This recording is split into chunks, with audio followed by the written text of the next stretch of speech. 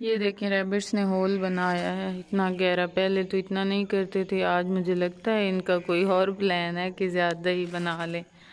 अब मैं इसे भरूंगी ऊपर से मिट्टी के साथ, अच्छी तरह दबा दूंगी। इनको ऐसे नहीं करने देना।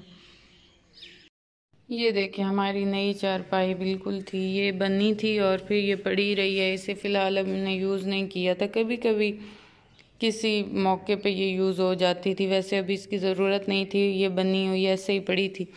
और ये देखें, इसका रैबिट्स ने क्या हाल किया है, काट दी है सारी। ये देखें, ये सारी ख़राब हो गई है। ये देखें, अब इसे दोबारा बनवाना पड़ना। ये कितने तेज़ हैं इनके टीथ।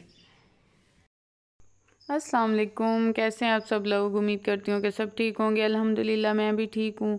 और कल से वापस आई हूँ ना, तो आगे घर की जो रूटीन थी ना, वो बहुत और हुई होती है। मतलब सारा सिस्टम थोड़ा सा दरम बरम हुआ वो होता है। चाहे जितना भी मतलब, अब मैं अपनी अम्मी के हैंड ओवर करके गई थी, लेकिन फिर भी वो मेरे घर में ऐसे मुस्तकिल रहती नहीं है ना, तो उन्हें नहीं पता कि मैं कैसे घर को चलाती हूँ या कौन सी चीज़ें कहाँ पड़ी हैं।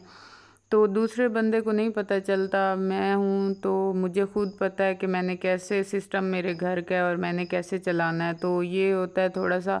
अब जैसे पूरा बचपन मैके में गुजरता है, और फिर जब हम शादी के बाद चले जाते हैं वहाँ से, फिर अब मैं जब भी अपने मैके जाऊँ ना, तो मुझे कोई पता नहीं चलता कि कहाँ कौन सी चीज़ किधर है और क्या। मुझे नमक तक वहाँ से नहीं मिल रहा होता और मैं पूछ रही होती हूँ, अम्मी ये चीज़ कहाँ है, ये चीज़ कहाँ है।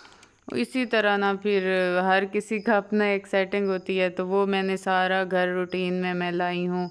और सारा करने के बाद फिर मैंने कॉफ़ी बनाई है, आराम से बैठ के मैंने कहा मैं रिलैक्स करूँगी थोड़ा सा, और ये भी पीऊँगी। और फिर साथ साथ आजकल तो टाइम गुजरते पता ही नहीं चलता। फ़ौरन नाश्ता करते हैं, फ़ौरन दोपहर का होने लग जाता है सारा काम। तो यहाँ फिर मैंने अब बच्चों के लिए कुछ बनाना था, वो स्कूल से आने वाले थे। तो फिर आज मेरा अपना ना कर रहा था, मुझे याद आ रहा था कि यहाँ ना देहाती लोग एक हलवा बनाते हैं। वैसे तो बड़े हलवे यहाँ बनते हैं, फलां वाला, दूध वाला, मलाई वाला, टुकड़ियों वाला, ये वो बड़े अच्छे अच्छे हलवे बनते हैं। लेकिन ये वाला हलवा इतना इजी और सादा है ना, और ये बहुत मज़े का होता है। आज मेरा इस पे ना बड़ा मुझे ये याद आ रहा था कि ये आज बनाते हैं। मैं मम्मा को ले आई हूँ, मैंने कहा कि मुझे बना दे, मुझे तो ये बनाना नहीं आता। वैसे मैंने खाया हुआ है, फूफो मेरी बनाती थी। और इस तरह करके लोग यहाँ बनाते हैं। जो सादे लोग थे ना पहले, ज़्यादातर वो ये हलवा बनाते थे। तो आज मेरा दिल था, मैंने भी ये बनवाया है हलवा। ये बहुत इजी होता है। सूजी को थोड़ा सा ब्राउन करते हैं और उसके बाद उसमें चीनी और पानी डाल के, और ये बन जाता है। बहुत इजी होता है, चंद मिनट लगते हैं इसे बनाने में। तो ये मैंने बनाया, साथ मैंने राइस बॉईल कर लिए।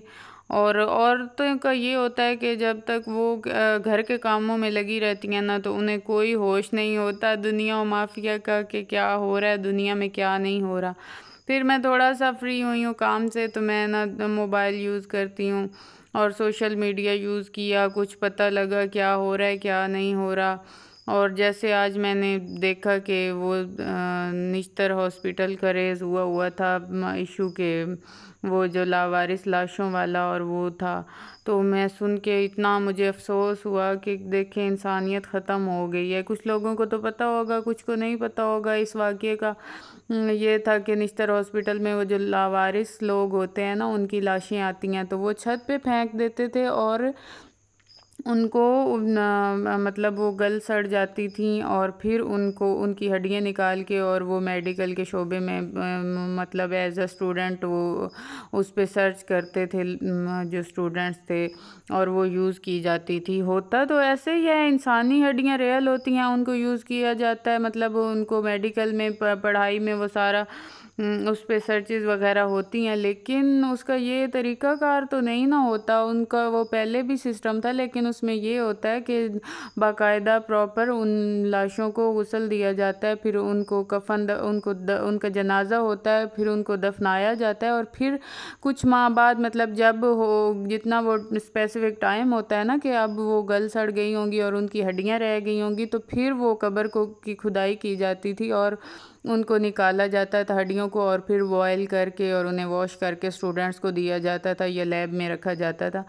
तो अब ये होता है कि उन लाशों को ऐसे ही फेंक देते हैं छत पे और वेट किया जाता है कि वो गलती हैं, सड़ती हैं, और फिर जब उनकी हड्डियाँ रह जाती हैं तो फिर हड्डियों को वो निकाल के वॉश करके और वो अपना इस्तेमाल में लाते हैं। तो ये कोई इंसानियत तो ना हुई ना। हाई क्वालिफाइड होते हैं जो मेडिकल की फील्ड में होते हैं, तो किसी को भी इस बात का ख्याल नहीं और एहसास नहीं आया। इतने अरसे में ये सब कुछ हो रहा था, सारे देख रहे थे, डॉक्टर, स्टूडेंट्स, मतलब कोई किसी को इस बात का एहसास भी नहीं है कि कल को हमारे साथ भी ऐसा हो सकता है। खुदा न खास्ता, ये इंसान है, मतलब हमने आगे भी अल्लाह ताला को भी तो जवाब देना है ना, तो क्या होगा। बस बहुत ना मुझे अफसोस हुआ ये सुनकर। अल्लाह हिदायत दे ऐसे लोगों को। लंच बना रही हूँ। बस करो, इन टॉयज में क्यों खा रही हो डाल के। हलवा दूँ? हाँ। इसमें टॉय वाली क्यों? थोड़ा थोड़ा डाल दे। बस एक में ही मैं फिर डाल देती हूँ। नहीं ना, 2 में। ये 1 2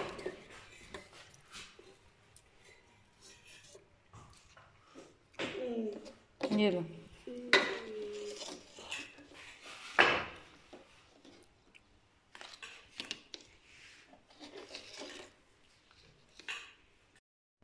इन्होंने हमारे ना अंदर बहुत नुकसान कर लिया। आज से हमने इन्हें बाहर रखा है और अब ये बाहर ही बैठा करेंगे और बाहर ही से खाना खिलाएंगे हम लोग। अंदर तो ये बहुत नुकसान करते हैं। शाहबान की मैंने की है मालिश, और हुबान को ना स्कूल में ये स्टेयर्स से गिरी है, इसका ऊपर पोर्शन है जहाँ पे इनकी क्लास है, और वहाँ से उतरते हुए हमेशा छोटे बच्चों को प्रॉब्लम होता है, बैग भी इनका नीचे आना मुश्किल होता है, और ना इनके गिरने का भी ख़तरा होता है। तो ये वहाँ से इससे ना स्टेयर्स शायद फिसली है, ये क्या यहाँ लगी है स्टेयर, और इससे ना बहुत पेन था। तो अब मैंने इसे मालिश की है, अब अल्लाह करेगा सुबह तक बेहतर हो जाएगी। शाहबान उन बच्चों में से है जिनको थोड़ी सी भी खराश आ जाए ना, तो बस फिर तो उनके लिए बहुत बड़ा मसला हो जाता है। तो इसकी हमने 1 2 3 पट्टियाँ लेके रखी हुई होती हैं जो इसे बांधते हैं। अगर वो ना बांधे ना तो फिर इसका मसला हल भी नहीं होता। और ये मालिश भी लेके हमने प्रॉपर रखी हुई है कि किसी टाइम भी इसे जो भी हो, फिर इस पे हम तकरीबन ये हर वक्त ही हम इसे कहीं ना कहीं मालिश करते रहते हैं। और अगर स्टाफ में से कोई मुझे सुन रहा है ना, इनके स्कूल के स्टाफ में से, तो प्लीज़ काइंडली के छोटे बच्चों को छत वाला रूम ना दें, नीचे वाला दें, बड़े बच्चों को वहाँ शिफ्ट करें। इनका बहुत मसला होता है, खुदा न खास्ता कभी स्टेयर से गिरकर कोई बड़ा नुकसान हो गया तो फिर क्या करेंगे। तो अब मेरे पास ना पट्टियाँ पता नहीं मैंने कहाँ रखी हैं, मुझे मिल नहीं रही थी, शायद इससे कहीं लगाते हुए कहीं इधर उधर रख दी हैं। और फिर मैंने इतना बड़ा ये दुपट्टा लेके इसे लपेटा है मालिश करके कि चलें थोड़ी देर ये लिपटा रहे, इससे सुकून आ जाएगा। अब अच्छा ये है इसका कि पट्टी लग जाए ना तो फिर इसकी वो होती है कि समझे कि ज़ख़म और वो तकलीफ़ ठीक हो गई पट्टी लगने से ही। तो बस, और ये अफान ज़फ़र सो गया, कल भी इसे फीडर दिया था और ऐसे ही मुंह में फीडर लेके सो गया, दूध पिया ही नहीं इसने, और आज भी वैसे ही दूध अंदर पड़ा और ये सो गया। और बस यही थी मेरी आज की वीडियो। आई होप कि आप लोगों को पसंद आई होगी। अगर पसंद आई हो तो लाइक और सब्सक्राइब कीजिएगा और दुआओं में याद रखिएगा। तब तक के लिए अल्लाह हाफिज़।